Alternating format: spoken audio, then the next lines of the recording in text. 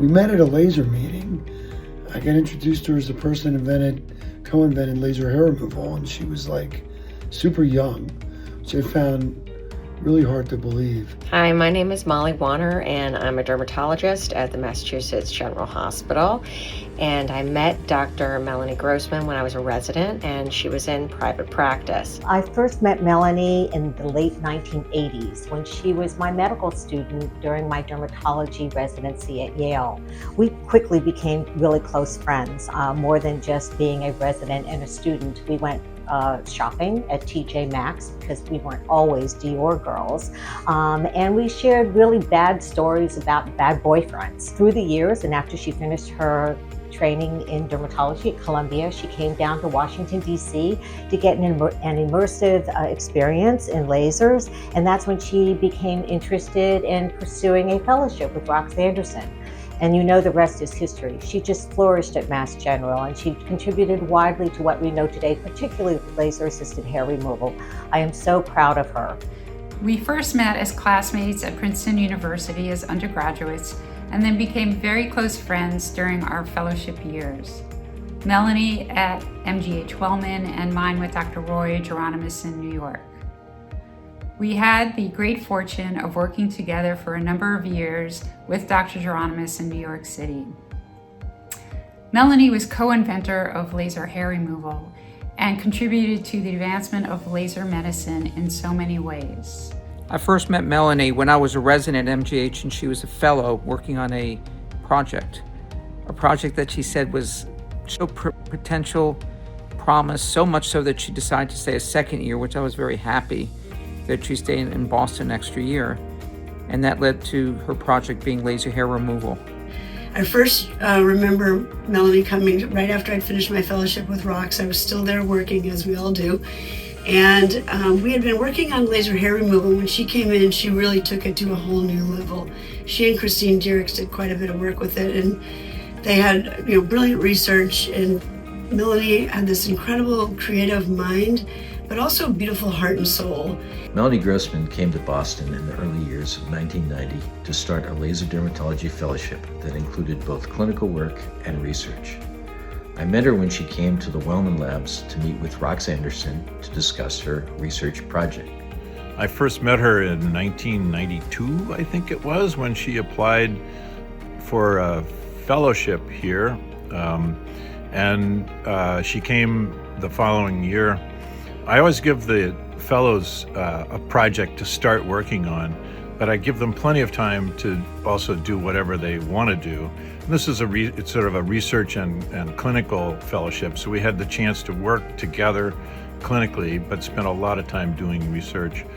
I can't even remember what I wanted her to do for me, but when I asked her what she wanted to do in addition, she said, well, I'd like to remove hair with a laser. And my response was, why the heck would you ever want to do that? Because I'm basically a clueless old guy that wants to keep his hair. And as you can see, I'm lucky so far.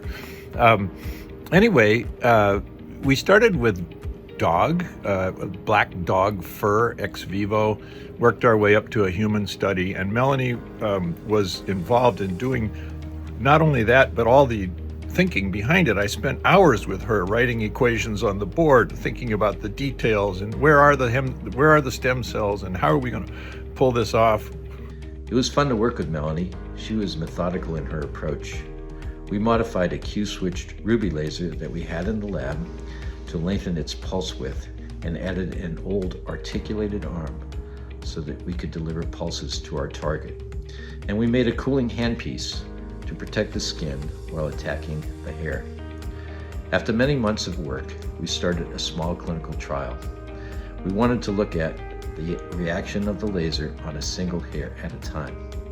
Melanie was set to aim the laser handpiece for each hair, and I would charge the laser, which took 15 seconds to reach full charge, and waited for her to say, fire the laser. This laser made a huge snapping noise when it fired. I handed goggles to both Melanie and our volunteer. When she put the goggles on, she said, I can see. I said, you should be able to see. But she asked for another pair of goggles. instead of changing them, she put the second pair over the first pair and said, "I can still see." Then she said, "I will close my eyes as well."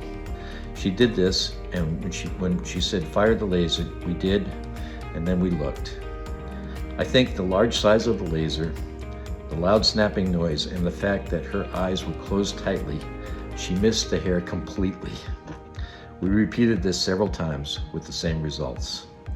I found it incredibly funny. She is the first author on the first publication ever to show that you can do permanent laser hair removal. And it revealed so much about Melanie that she stuck around for an extra year, really worked quite well on that. The same year in my lab, there was a guy, Rob Webb, a physicist friend of mine, and Milindra Diaksha, who was doing his postdoc. Now he's a professor at Sloan Kettering in New York.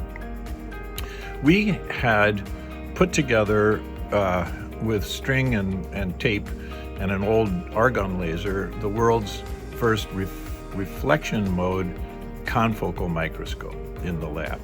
And Melanie was intrinsically collaborative. She just had this gift of talking to people, getting interested in things, being insanely curious and willing to chip in. She and Milland figured out that melanin was a natural contrast agent for confocal microscopy of human skin. And Melanie is the first author on the first paper, I think it was 94, showing not only that confocal microscopy could be done in live human skin, but that melanin acted as a contrast agent. It's interesting that laser hair removal and confocal microscopy are used worldwide. The laser hair removal is #1 biomedical use of a laser. And we wouldn't have these things were it not for Melanie and her efforts back then. Eventually, she learned to trust laser goggles and the machine. It's funny how you start out in a career. She became a well-respected laser dermatologist. She was very proud of the accomplishment of bringing the world laser hair removal. Right behind me, that's the original hair laser that she, Dr. Grossman, and Dr. Anderson and others worked on. Now, in addition to teaching me about lasers, she was also a mentor who would always ask about how I was doing, my friends were doing, and how my family was doing. And she taught me that the best kind of mentor cares not only about the work you do, but also about you as a person. I first met Melanie when she was a resident at Columbia, and subsequently after her fellowship with ROX, she came to work with me in New York. We had a good time together. We had a lot of fun trying to fix her up with various different guys. I was the yang to her yin. We had very different styles, but we worked together nicely. Ultimately, we separated professionally, but remained friends socially. I attended her wedding, which was a blast. And subsequently, we remained friendly for all the years until she passed. Besides her many accomplishments, Melanie was an amazing human being, a true mensch. We spoke at least once a week, and sometimes 3 or 4. Melanie would also get on the phone with our boys. She felt like family, and we all loved her. She cared deeply for her family, her friends, her colleagues, and her patients. Before she died, Melanie called me. She was thinking about whether to do hospice or not, and we talked for hours on the phone. During that conversation, she asked me, "Rox, are you still exercising?" Not only was she a good person to mentor, but she mentored me. She recognized that I had a poor work-life balance, right? I was basically a workaholic. And she said, "Rox, you have to exercise regularly or, you're going to be, getting into trouble." And to this day, I have a regular, I work out hours per week on a regular basis. And it's actually thanks to Melanie Grossman. And here she was, anticipating her own life ending. And what did she care about? She cared about me. She was asking, "Are you still keeping yourself healthy?" And we talked about so many things. Afterwards, she moved to New York, and I followed when I was done to New York, and we became close friends. And I would consider her a close personal and professional colleague. We bounced ideas off each other. We had fun together. Me, my family, my wife, Melanie, her family, her husband, many, many wonderful days. She always cared so much about her patients, thought about it a lot, each patient, what she could do to help them. Was always thinking about how she could advance the field further with further innovations and changes for the field. And I knew she had health concerns for many years. We would talk about it, but she never stopped moving forward, both professionally and personally. And remember running with her in the summer in marathons in the Hamptons, wonderful dinners, wonderful discussions about lasers, wonderful potential for lasers and what light could do for both the skin and the hair. And her way of looking at the world was really wonderful, and she was just such a great human. So she got nervous, I can tell you, the first time she gave her talk, and she went to go practice it like 10 times with me, and she did great, and she knew her research back and forth, and all of a sudden it kind of sunk in, and she knew it. And she did such a wonderful job presenting, and after that she was just off, the horses running. Was on many medical advisory boards with me, spent many times just talking not only about science, which we both loved, but just the world and people and families and stuff. The way I would describe Dr. Grossman is beautiful inside and out, kind, no ego, didn't care what anyone thought of her because everyone loved her, and it was just pure, genuine Mel. My last conversation with her was a couple of weeks before she died, and it really spoke volumes about her. She asked a lot about me while she was suffering in pain, and that's really who she was. She was a kind soul, a good heart, a great doc, and to this day, many of her patients ask about her and tell me how much they miss her. So I'm very glad that the ASLMS has honored Melanie in this way, and I wish she was still here. I was going through my files and I only was able to find this one photo of her. Look how beautiful she is, smart and beautiful. And I am very touched because we did stay close through the years. We visited each other in New York and also on Nantucket. And I was really one of the last people she contacted before she died. And I kept that message on my voicemail for many, many months. Anyway, I'm choking up, but here's to you, Melanie.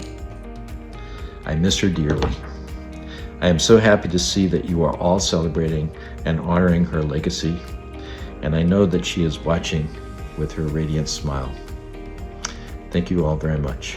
I miss her. It was a total honor and a pleasure to be part of her life and to see the incredible impact that she's had on so many people, young and old, and on the entire field of dermatology.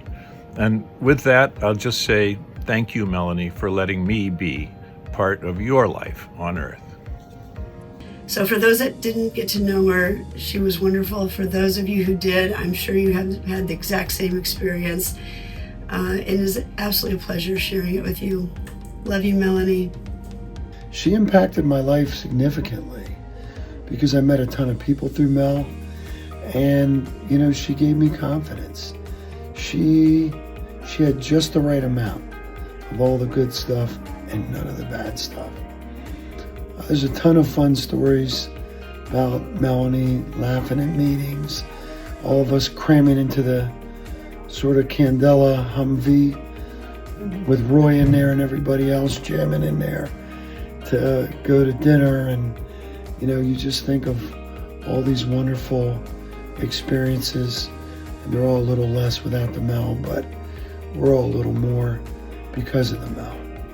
We miss you and think of you all the time, Mel. Melanie suffered for many years, but approached life and work each day with graciousness, humility, and a smile that lit up the room and countless hearts. I am certain that Melanie is looking down from heaven, with her beautiful smile. Dr. Grossman taught me how to work, and she also taught me how to live. I miss her tremendously.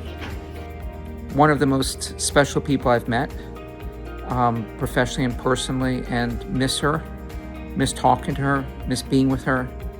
And I'm so proud to have known her and know how much, as I said, she loved her family, her husband, her friends, and what she did. She really looked forward each year to the meetings, seeing colleagues, networking, and thinking about what was next. Melanie, love you and miss you.